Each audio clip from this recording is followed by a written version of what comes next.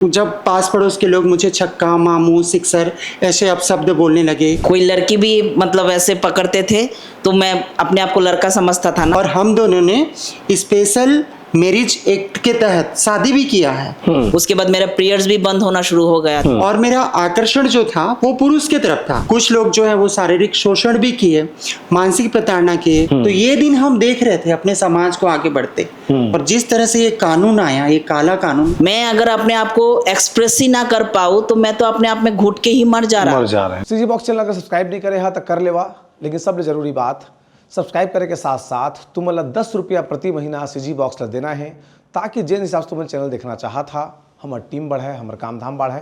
तेकर से फिर कम से कम महीना में 10 रुपया और अधिक से अधिक जतका तुम्हारी इच्छा, लेकिन हर महीना देना है भाई। जोहार।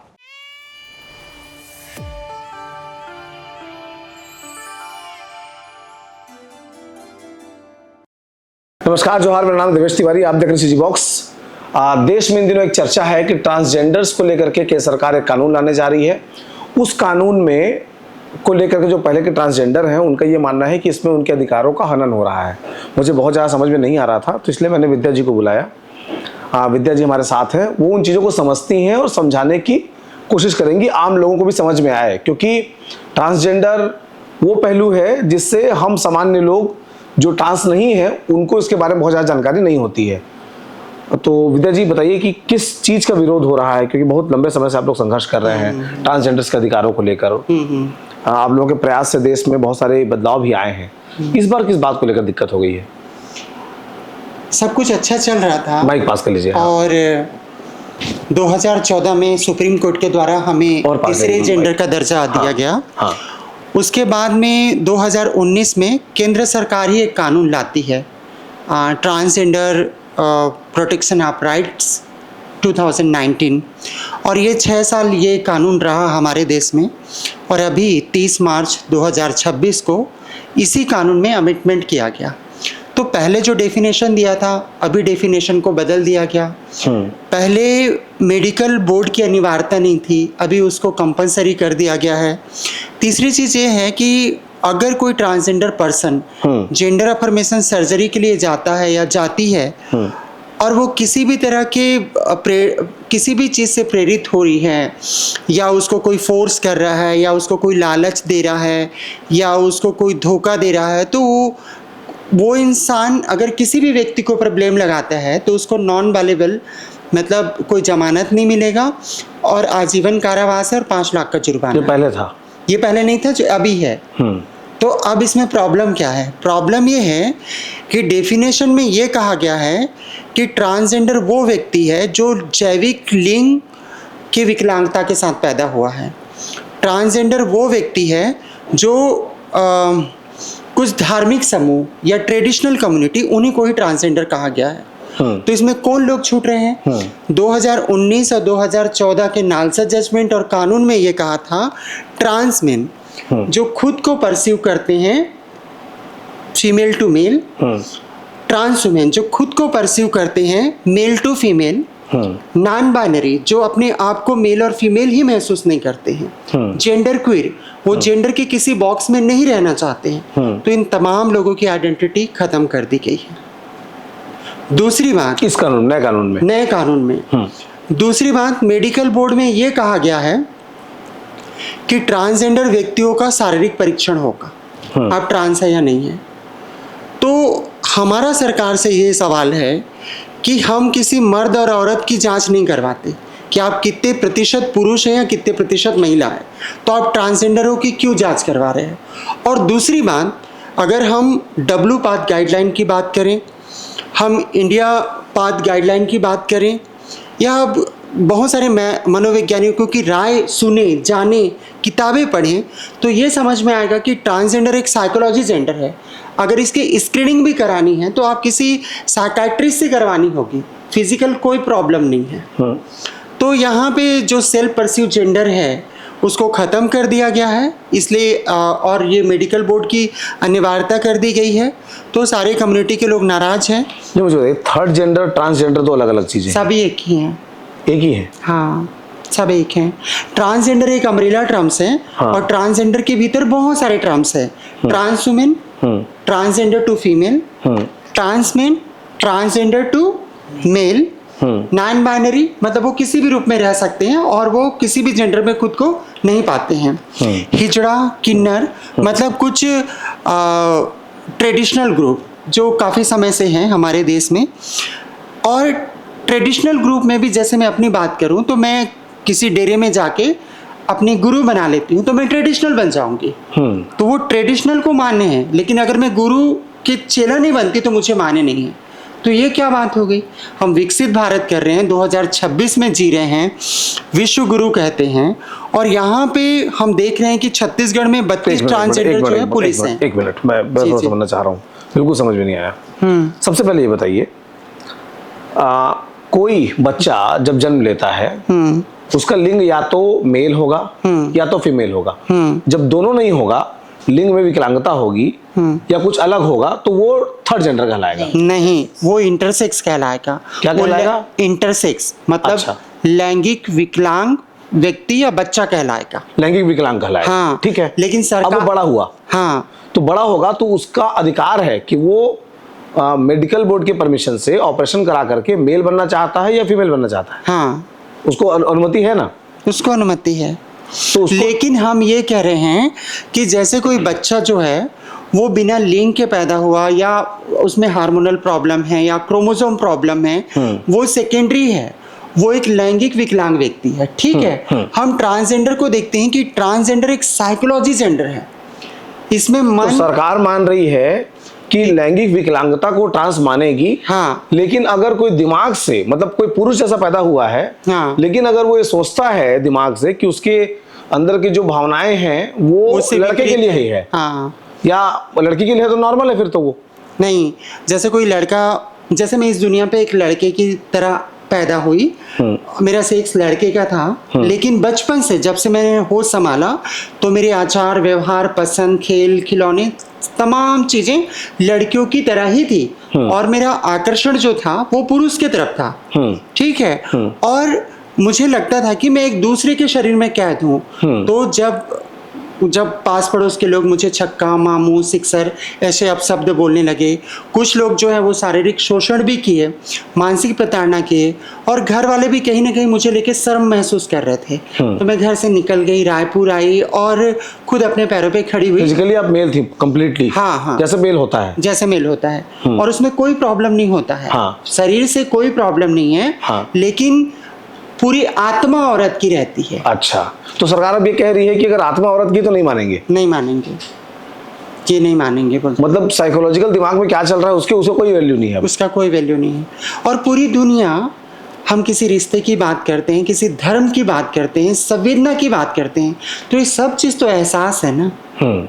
और आप किसी व्यक्ति के एहसास को नहीं मान रहे हैं, इसका मतलब ये है कि उस इंसान को इंसान होने का अधिकार पूरा आप छीन रहे हैं। और ये कानून बनने के लिए मैं खुद राष्ट्रीय परिषद की सदस्य हूँ भारत सरकार में। जो मंत्री इसको लोकसभा में लेके आए, राज्यसभा में लेके आए, उनके साथ 3-4 हमारी मीटिंग होती है हर 6 महीने में। और मैं इन 2 सालों में वो 4 मीटिंग लगभग हुई होगी, और वो आए भी, और उन्होंने कोई चर्चा नहीं किया। पूरे भारतवर्ष में कानून ला रहे हैं, कोई सलाह मशवरा नहीं किया कम्युनिटी क्या चाहता है। देखिए, अगर वो जैविक लिंग के व्यक्तियों को ट्रांसजेंडर मान रहे हैं, तो जो जैविक विकलांगता वाले ट्रांसजेंडर हैं वो लोग खुद को ट्रांसजेंडर नहीं मानते हैं। किसी व्यक्ति के इंटरनल पार्ट में प्रॉब्लम होगा, उसके परिवार, डॉक्टर, आसपास के लोग के अलावा तो कोई नहीं जानेगा जब तक वो अपने बारे में नहीं बताएगा। पर मैं लड़का होके लड़की जैसे चल रही हूँ, और एक स्वेच्छा नहीं है और ये पसंद भी नहीं है, ये नेचुरल है, उस पर मेरा कोई कंट्रोल नहीं है। तो लोग छक्का, मामू, सिक्सर, अपशब्द, घर वाले निकाल देना, भेदभाव, स्टिग्मा, कलंक, HIV, STI, ये तमाम चीजें मेरे साथ में हैं। ठीक है, मैं चाहे भारत देश में रहूं, चाहे भारत देश के कश्मीर में रहूं या कन्याकुमारी में रहूं, मेरे साथ सब जगह भेदभाव होगा, क्योंकि मेरा चेहरा के साथ में ही डिस्क्रिमिनेशन शुरू हो जाता है। तो सरकार को समझना होगा। और हमारे साथ में वो इंटरसेक्स समूह भी है जो इसका विरोध कर रहे हैं। वो लोग बोलते हैं कि आप हमको क्यों ट्रांसजेंडर का लेबल लगा रहे हो? हम बड़े होके या तो लड़का भी हो सकते हैं, लड़की भी हो सकते हैं, और कुछ लोग ट्रांसजेंडर भी हो सकते हैं, लेकिन आप सभी जिनके इंटरनल पार्ट में प्रॉब्लम है, आप उन सबको ट्रांसजेंडर का लेबल लगा दे रहे हो। तो वो लोग भी इस बिल का विरोध जो करने क्यों का, अलग अलग है? वो अलग है। तो ट्रांसजेंडर कौन होगा फिर? ट्रांसजेंडर वो पर्सन होगा जो जन्म से या तो स्त्री हो सकता है या पुरुष हो सकता है, जन्म से हाँ। स्त्री या पुरुष, बाद में उसने ऑपरेशन कराया और चेंज करा लिया। चेंज नहीं करा लिया, हाँ। बाद में वो खुद को ये महसूस कर रहा है बचपन से ही, 7-8 साल से, 9 साल से, 10 साल से वो अपने आप को विपरीत लिंग का महसूस कर रहा है, वो व्यक्ति ट्रांसजेंडर है। और यही इंटरनेशनल डेफिनेशन है। अच्छा, हम पूरे विश्व की बात करें हाँ। तो पूरे विश्व में ये जो सेल्फ परस्यू जेंडर है, हाँ। यही ट्रांसजेंडर है। मतलब जब आप समझने लायक हुए फिर आपने जो परस्यू किया, हाँ बस, है ना, वही आपको ट्रांस- लगा कि आप दिखने में मेल की तरह हैं लेकिन आपने फीमेल परस्यू किया, हाँ हाँ या फिर आपने मेल ही परस्यू किया, हाँ, लेकिन दिखने में आप फीमेल की तरह लेकिन आपने मेल परस्यू कर लिया, तो जैसे इन्होंने। हाँ बताइए थोड़ा, उनको माइक दीजिए। जैसे आप फीमेल थे, फीमेल की तरह आपकी वो थे, मतलब आदतें थी, आपने मेल परस्यू किया। जी, मेरा नाम पॉपी देवनाथ है और मैं एक ट्रांसमैन हूँ। जैसे कि आपका सवाल है और आप भी समझने के लिए कोशिश कर रहे हैं और मैं भी बताने के लिए आपको कोशिश कर रहा हूँ। सबसे पहले हमको ये सोचना और ये जानना बहुत ज़रूरी है, जेंडर, सेक्स और सेक्सुअलिटी। जेंडर 3 ही रहता है, मेल, फीमेल, इंटरसेक्स। ये तीनों जेंडर में आता, सेक्स में आता है। जेंडर है मेल फीमेल, लेकिन मैं जब पैदा हुआ, मुझे फीमेल सेक्स के साथ मैं पैदा हुआ, लेकिन मुझे टैग लगा दिया गया है कि मैं फीमेल हूँ। लेकिन क्या आज भी मैं फीमेल टैग लेना पसंद करता हूँ, ये मुझसे कोई नहीं पूछा था। तो मैं जब अपने आप को समझा, अपने बारे में थोड़ा सा समझने के लिए कोशिश किया, 7 साल की उम्र से एक ट्रांसजेंडर व्यक्ति को आइडेंटिफाई ज़्यादातर उसी टाइम पे होता है या आगे जाके भी होता है। मेरे केसेस में ये था कि मैं 7 साल की उम्र से मेल ड्रेसअप करता था। उस टाइम पे मेरा क्रॉस ड्रेस था, तो उस टाइम पे मेरा जो जेंडर था वो जेंडर नॉन कन्फर्मिंग चाइल्ड था मैं। ये है जेंडर का डेफिनेशन। लेकिन मैं और भी जब थोड़ा सा बड़ा हुआ तो मैं अपने आप को समझ पा रहा था, जो एक लड़की के शरीर में जो बदलाव आता था वो मुझे पसंद नहीं आता था। वो सब मुझे एक अपने ही शरीर मुझे बोझ लगता था। तो वो सब मेरे डिप्रेशन का कारण बनता जा रहा था। और मैं अभी 39 एज का हूँ, मैं 40 मतलब 90s के ज़माने में तो इतना सोशल मीडिया भी नहीं था। तो मैं अपने आप को ढूंढना मेरे लिए एक बहुत बड़ा सवाल था कि अगर मैं एक लड़की की, मेरा आइडेंटिटी एक लड़की के जैसा है, तो मैं अपने आप को क्यों एक्सेप्ट नहीं कर पा रहा हूँ। सब हर व्यक्ति का अपने आप को एक्सेप्ट करने का एक वो रहता है। एक मेल अपने मेल शरीर में सेटिस्फाइड रहता है, एक वोमेन एक्टिव वोमेन शरीर में सेटिस्फाइड रहता है। तो मैं क्यों सेटिस्फाइड नहीं हूँ अपने शरीर से, ये एक क्वेश्चन लेके मैं बड़ा हो रहा था। और उस चलते मेरे दिमाग में बहुत कुछ चलता था। सपना हर दिन रहता था कि एक सुबह हो और मैं एक लड़का बन जाऊँ। ये जो सपना है उसी को लेके हर एक ट्रांसजेंडर बड़ा हो रहा था, बड़ा होता है। तो वो सपना मेरा भी था। 2014 में यही सुप्रीम कोर्ट का जजमेंट था, नलसा जजमेंट, उसी जजमेंट से मैं अपने आप को ढूंढा हूँ। आज उसी जजमेंट को ख़त्म करने के लिए बोल रहे हैं। आज अगर मैं यहाँ पे नहीं रहता तो शायद मैं इस धरती पे ही नहीं रहता। ये शरीर मेरे लिए इतना ज़रूरी था, उस शरीर मेरे लिए बोझ बनता जा रहा था। इस शरीर से मिलने मेरे लिए एक स्वर्ग पहुँचने के जैसा था। तो इस शरीर को पाने के लिए हर एक ट्रांसजेंडर अपने खून से लड़ते हैं, अपने फैमिली से लड़ते हैं। और ज़्यादातर आज भी समाज में यही सोच रहता है कि ये कोई इन्फ्लुएंस है। कोई इन्फ्लुएंस नहीं है। इस जेंडर को एक्सेप्ट करने के बाद ना आपके साथ कोई नहीं रहता। मेरे साथ मेरे घर वाले नहीं हैं, मेरे साथ मेरे भाई नहीं हैं, कोई फाइनेंशियली सपोर्ट नहीं है। और ये जेंडर, वो चाहते थे कि आप लड़की बने रहें। हाँ, वो चाहते थे कि मेरा जो सेक्स था हाँ। उसी सेक्स में मैं रहूं।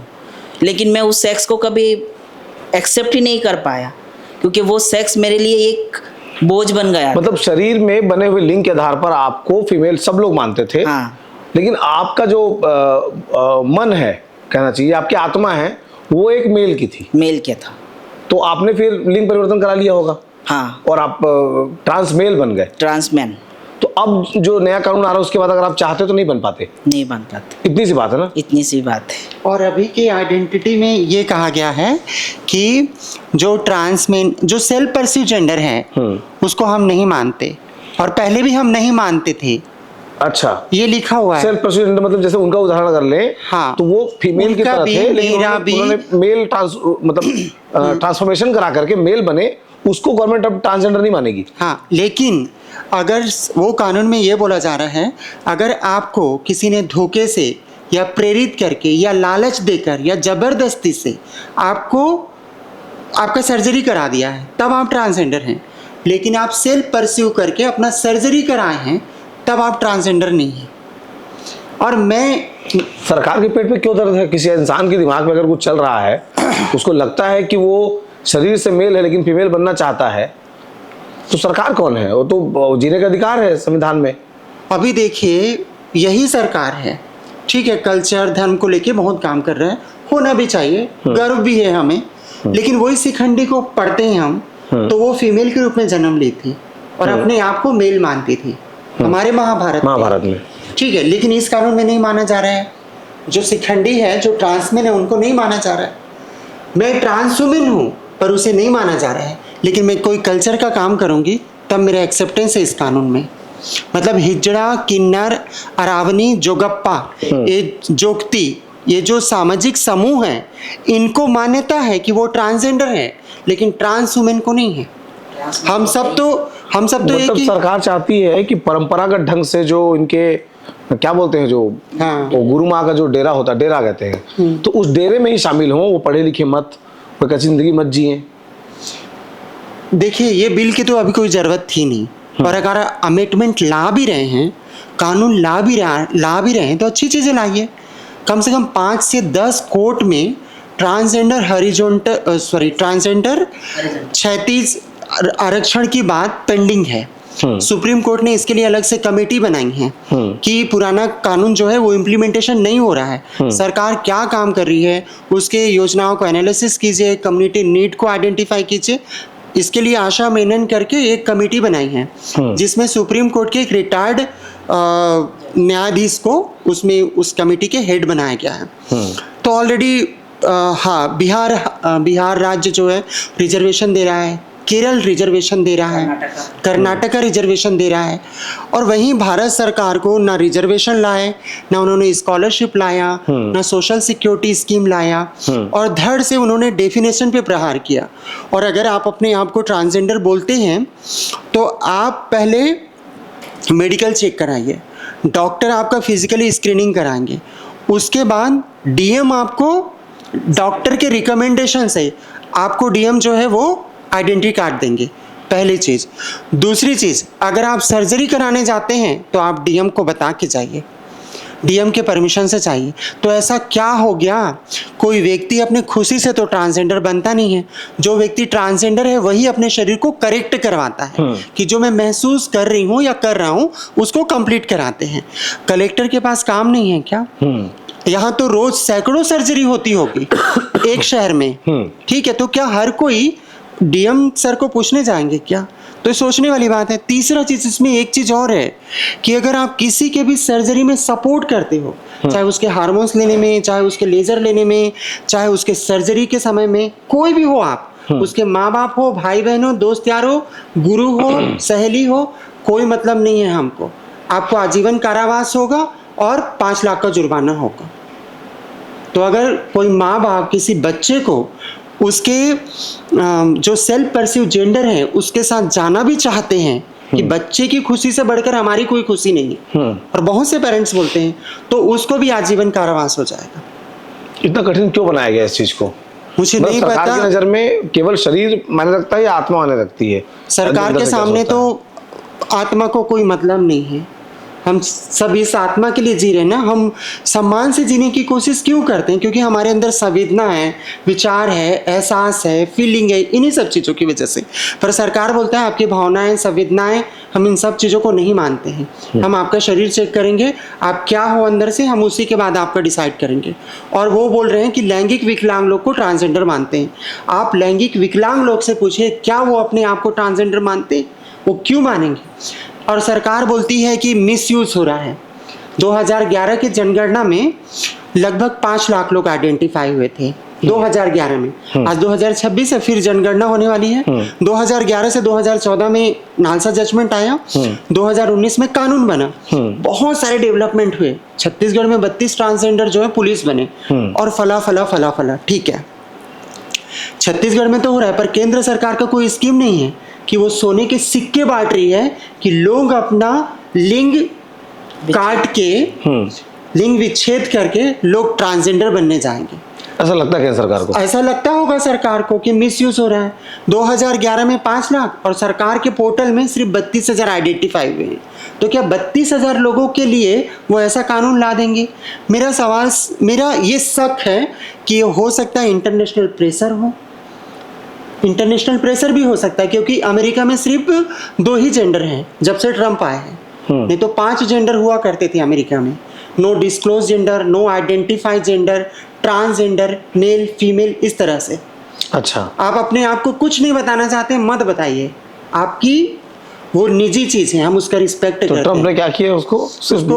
वो एलन मास्क है ना, जो पहले ट्रम्प के साथ थे, उनकी जो सबसे बड़ी बेटी है वो ट्रांसजेंडर है।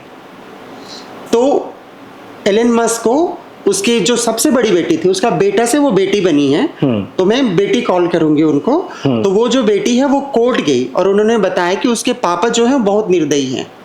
तो इस तरह से वो बाप बेटी में बनती नहीं है। तो उन्होंने ठान लिया कि हम पूरी दुनिया से ट्रांसजेंडरों का नामो निशान मिटा देंगे। तो इस तरह से अमेरिका में सिर्फ 2 ही जेंडर है, वहाँ के लोग भी सड़कों पे हैं, पूरी LGBTQ कम्युनिटी है और इसका विरोध कर रहे हैं। पहला चीज़ ये। दूसरा चीज़ ये भी हो सकता है कि पॉपुलेशन बढ़ाओ तो हम इन सारी चीज़ों को रोकेंगे। उनको नहीं पता, अगर मैं मर्द होती ना तो कभी मैं औरत नहीं बनती। मैं ट्रांसजेंडर हूँ। दिखने में मर्द की तरह थी, लेकिन हाँ। आपके मन में तो कभी आया नहीं मर्द होना। मैं अंदर से तो औरत ही थी ना। मैं 6 फीट की साड़ी क्यों पहनती? माँ बाप का घर क्यों छोड़ती? मैं जगह जगह कलंकित क्यों होती? भेदभाव का सामना क्यों करना पड़ता? आज भी घर में शादियां होती है, कोई इस दुनिया में आता है, इस दुनिया से जाता है, तो मेरे घर पे उस जगह पे कार्ड में नाम नहीं होता और ना ही बुलाया जाता है। मतलब घर के लिए मैं डेथ हूँ। और वो घर के लिए नहीं, बाहर भी मैं किसी ऑटो से जाऊंगी तो उसका देखने का नजरिया अलग है। एक और जिज्ञासा है मन में कि मान लीजिए कि कोई मेल पैदा हुआ, उसकी आत्मा जो है वो फीमेल की है, तो उसकी बॉडी फंक्शनिंग में जो उसका ऑर्गेज्म है, तमाम चीजें हैं, ये मेल की तरह होते हैं। सारे चीज इवन सब कुछ मेल जैसा। सब कुछ मेल जैसा।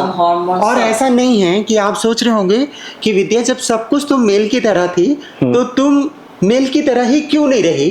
तो मैं बता रही हूँ, मैं क्लास 6वीं में NCC ली कि मैं शायद ये चीजें चला जाए।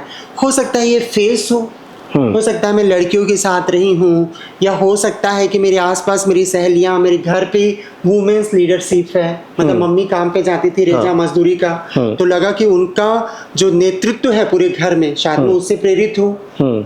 तो फिर मैंने NCC ली, फिर NSS ली, फिर मैं हायर सेकेंडरी में बॉयज़ ग्रुप में रही, फिर मैं ITI करी, फिर मैं होटल मैनेजमेंट करी, और इन तमाम जगहों पे मैं बॉयज़ ग्रुप के साथ रही कि शायद मैं चेंज हो जाऊं। जो भीतर से मैं अंदर से जो सोच रही हूँ ना कि मैं लड़की हूँ और लड़की जैसे रहना और लड़की बनना मुझे पसंद है, तो शायद मैं अपने आप को चेंज कर लूँ। तो आपने उस दौर में गर्लफ्रेंड बनाई अपनी कोई? नहीं, गर्लफ्रेंड नहीं, मेरे बॉयफ्रेंड थे। क्या है ना, नहीं, आप बदलने की कोशिश कर रही थी इसलिए मैंने पूछा। नहीं, मैं बदलने की कोशिश करी इन द सेंस कि मैं मतलब मेरी जो पसंद है ना, वो तो लड़के ही थे, तो मेरा अट्रैक्शन तो लड़कों के लिए ही था ना। जैसे कि क्या होता है ना, जैसे कि मुझे अगर किसी लड़के के साथ रहने के लिए बोलते ना, मतलब प्रेशर करते, तो मेरे लिए वो सुसाइड के बराबर रहता।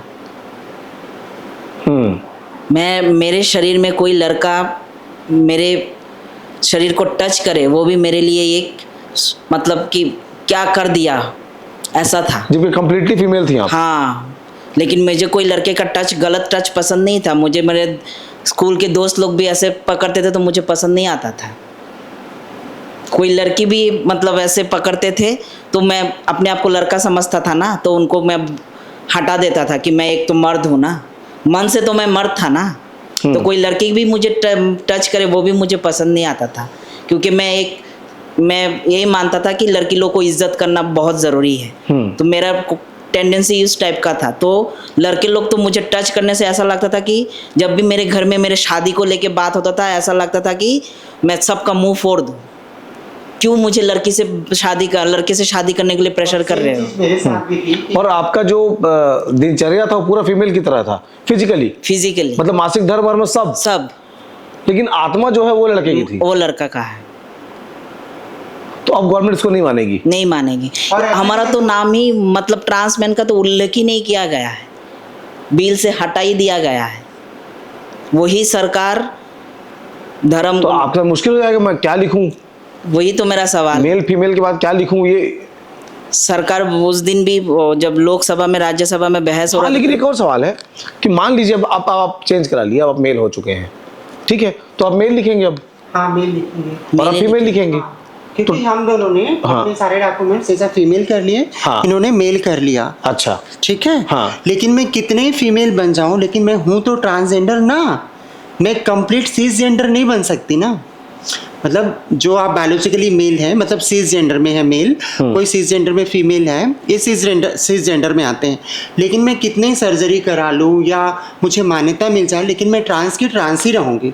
भले मेरे सारे डॉक्यूमेंट्स में फीमेल लिखा है, इनके सारे डॉक्यूमेंट्स में मेल लिखा है, और हम दोनों ने स्पेशल मैरिज एक्ट के तहत शादी भी किया है इसी छत्तीसगढ़ में। और 2018 में जब 5 बेंच की जज जो है सुप्रीम कोर्ट में डिसीजन सुना रहे थे, तो उन्होंने कहा कि ट्रांसजेंडरों के लिए मैरिज का प्रावधान है हिंदू मैरिज एक्ट में, तो वो शादी कर सकते हैं। तो हमने उसी को ही आधार बना के यहाँ पे शादी किया। अच्छा, ऐसा तो है। अब जैसे आप लोगों का जो एग्जांपल है, मान लीजिए जिस लिंग में पैदा हुए आपको अच्छा नहीं लगा, आपने उसको दूसरे लिंग परिवर्तन करा लिया, अब कोई नहीं करा पाएगा। नहीं, अब कौन लोग करा सकते हैं? जो लोग इंटरसेक्स हैं उन्हीं लोग करा सकते हैं। मतलब जो लोग समलैंगिक है, नहीं, जैविक रूप से विकलांग है जिन, अच्छा, वो लोग करा सकते हैं। मतलब जिसके इंटरनल पार्ट आप दोनों कहाँ जैविक रूप से विकलांग? आप दोनों नहीं थे? हम तो नहीं थे, हम लोग का तो सेल्फ परस्यू जेंडर है ना। हाँ, अब ये नहीं हो पाएगा, अब नहीं हो पाएगा। सेल्फ कोई जबरदस्ती करा देगा तब आपको ट्रांस मानेंगे। हाँ, लेकिन कोई जबरदस्ती कराएगा तो उसको आजीवन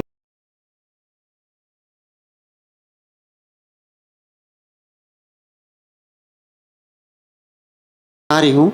मैं यहाँ पे 99 में आई थी। मैं एक विकास की आइडेंटिटी के साथ 2011 से तो मैं आपको जानता हूँ, हाँ। विकास के रूप में भी जानता हूँ आपको। हाँ, तो 99 में आई थी, और उसके बाद 2000 में मैं कम्युनिटी से मिली और धीरे धीरे काम करने लगी।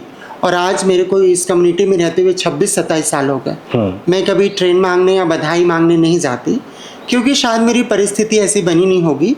मैं होटल में रहते रहते मैं एनजीओ में जॉब करने लगी और खुद का संगठन तैयार कर ली, तो शायद मैं ट्रेन में जाने के लिए या नाचने गाने के लिए मजबूर नहीं हुई, मतलब ऐसा परिस्थिति नहीं बना। लेकिन मुझे कम्युनिटी ने कभी प्रेशर नहीं दिया कि विद्या तू सर्जरी करा ले, विद्या, अच्छा सर्जरी तो मैंने करा लिया है, सर्जरी, या तो उन्होंने ये नहीं कहा कि तू आजा हमारे साथ ट्रेन पे चल, कभी उन्होंने ये नहीं बोला कि तू बधाई मांगने चल हमारे यहाँ, उन्होंने कभी नहीं बोला मुझे। तो ये गलत धारणा है लोगों की कि कम्युनिटी के लोग दूसरे कम्युनिटी के लोगों को प्रेरित करते हैं, लुभाते हैं, प्रेशर में उनका सर्जरी करवा देते हैं। मेरा मन है, आज के डॉक्टर कोई पागल नहीं है कि कोई आपको लेके जाएगा हॉस्पिटल में, बराबर वहाँ पे 6 महीना काउंसलिंग होती है, हार्मोन्स थेरेपी में लोग रहते हैं, सारे डॉक्यूमेंट्स चेक होते हैं, मतलब ट्रांसजेंडर कार्ड और तमाम चीज़ें, है ना, तब कहीं जाके एक व्यक्ति की सर्जरी होती है। उसके लिए भी गवर्नमेंट ऑफ इंडिया का जब नालसा जजमेंट आया था ना, तो डब्ल्यूपथ गाइडलाइन में ट्रांसजेंडर का कैसे सर्जरी होगा उसका पूरा एसओपी बना हुआ है। अच्छा, और यहाँ पे जो एम्स है ना, उस एम्स में भी लोग जाते हैं सर्जरी के लिए। तो एम्स हॉस्पिटल जो है वो 6 महीना पहले डॉक्टरों से काउंसलिंग कराते हैं, फिर 6 महीना के बाद जीआईडी लेटर देते हैं, फिर 6 महीना उनका हार्मोन चलता है, फिर जीआईडी लेटर देते हैं, तब उसको दिल्ली एम्स में रेफर करते हैं। तो एम्स का गाइडलाइन है ना, वर्ल्ड हेल्थ ऑर्गेनाइजेशन का गाइडलाइन है, इंडिया हेल्थ ऑर्गेनाइजेशन का गाइडलाइन है। तो सब मतलब कुछ लोगों के लिए जिंदगी नरक होने वाली है। कुछ लोग नहीं, बहुत सारे लोग, कुछ लोग मतलब एक पूरे उसके लिए पॉपुलेशन का कुछ लोगों के लिए। लेकिन बात यह है कि अगर 100 लोग को न्याय मिल रहा है और एक जने को न्याय नहीं मिल रहा है, तो वो तो अन्याय है ना। तो ये बात है, हम जो मांग रहे हैं वो तो कॉन्स्टिट्यूशन राइट्स मांग रहे हैं। कॉन्स्टिट्यूशन का तो मौलिक अधिकार जो वो सबके लिए बराबर, जीने का अधिकार और लिंग के आधार पर भेदभाव नहीं करना, अभिव्यक्ति की आज़ादी, ये जो हमारे संवैधानिक अधिकार हैं, ये कानून उन सबको खत्म कर दे रहा है। और बहुत मतलब जैसे अभी अगर आप लोग पैदा होते, या सरकार का ये कानून जो नया आया है तो 26 वाला ये आ जाता, उस कंडीशन में आपको चाह के नहीं चाह के फीमेल परस्यू करना पड़ता, यही है?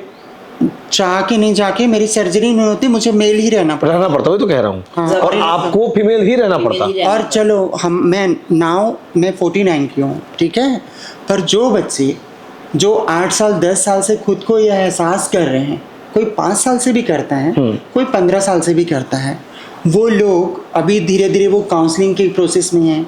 किसी ने टॉप सर्जरी कराई होगी, किसी ने बॉटम सर्जरी कराई होगी, कोई हार्मोन्स में होगा, और उनका एक ही सपना है। हार्मोन्स कभी चेंज करते हैं? हाँ, हार्मोन से क्या होता है? हार्मोन से तो चेंज होता है, ये जो दाढ़ी है सब मेरा हार्मोन से आया है। अच्छा, पहले नहीं था? नहीं, पहले एक मतलब पूरा फेस से भी लड़की ही था मैं। जो मैं बोला ना डब्लूपथ गाइडलाइन का पहले ये रूल्स है कि आपको अगर HRT शुरू करना है, मतलब हार्मोन रिप्लेसमेंट थेरापी शुरू करना है, तो सबसे पहले आपको एक काउंसलर, एक साइकियाट्रिस्ट और एक साइकोलॉजिस्ट से मिलना पड़ेगा।